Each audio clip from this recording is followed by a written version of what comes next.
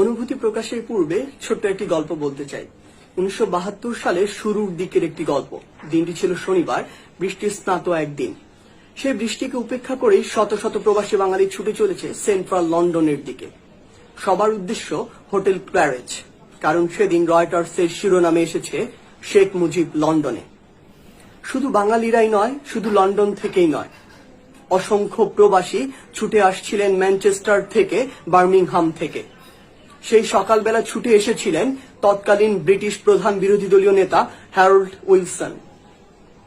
তিনি বঙ্গবন্ধুকে প্রথম মিস্টার প্রেসিডেন্ট বলে সম্বোধন করেছিলেন। শুধু তাই নয়, সেদিন রাষ্ট্রীয় সফর সংক্ষিপ্ত করে লন্ডনে ছুটে এসেছিলেন তৎকালীন ব্রিটিশ প্রধানমন্ত্রী এডওয়ার্ড হিথ।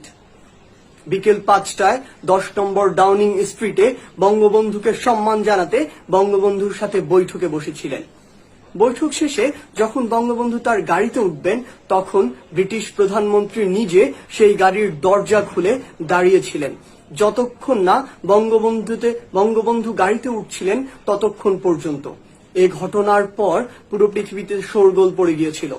পুরো পৃথিবীর মিডিয়া এক হয়ে যখন এডওয়ার্ড হিথকে জিজ্ঞাসা করেছিলেন তিনি সকল প্রথা রীতিনীতি ভেঙে এই কাজ কেন করলেন, তিনি উত্তরে বলেছিলেন, আমি জানি আমি কাকে সম্মান জানিয়েছি, আমি জানি কাকে কতটুকু সম্মান জানাতে হয়।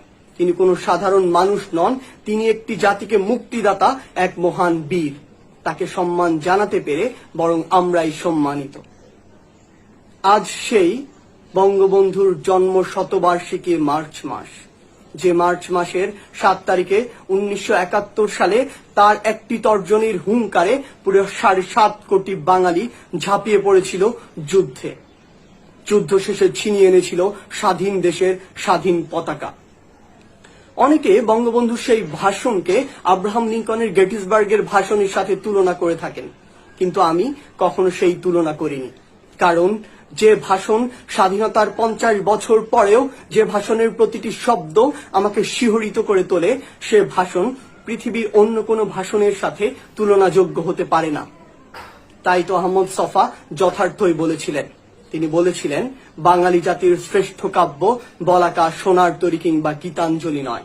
বাঙালি জাতির শ্রেষ্ঠ কাব্য আর দাবায় রাখতে পারবা না। যে মানুষটি জীবন ও যৌবনের 14 বছর জেলে কাটিয়ে দিয়েছেন শুধুমাত্র এই বাঙালি জাতির মুক্তির জন্য, সেই মানুষটির বুকে শরীরে 18টি গুলি করে ঝাঁঝরা করে তার প্রতিদান আমরা দিয়েছি। এতটাই অকৃতজ্ঞ বাঙালি আমরা।